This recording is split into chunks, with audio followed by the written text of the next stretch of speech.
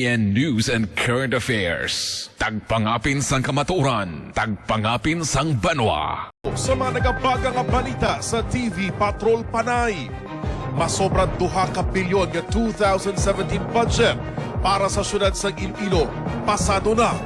Pondo, mas manubo kung ikumpara sa nakaligad nga tuig.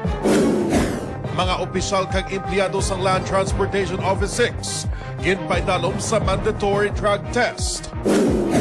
Tricycle driver, patay matapos giluthang bangod sa away sa parkingan. Suspect, nagsungka man sa kapulisan.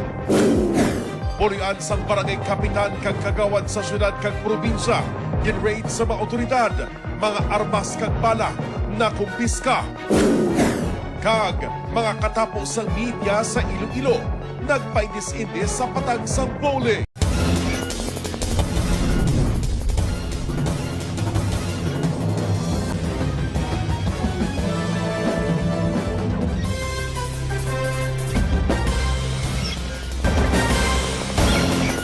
Maayong hapon mga kapamilya, ako si Jennifer Garcia, inang mas gimpasangkad TV Patrol Panay, una sa balita.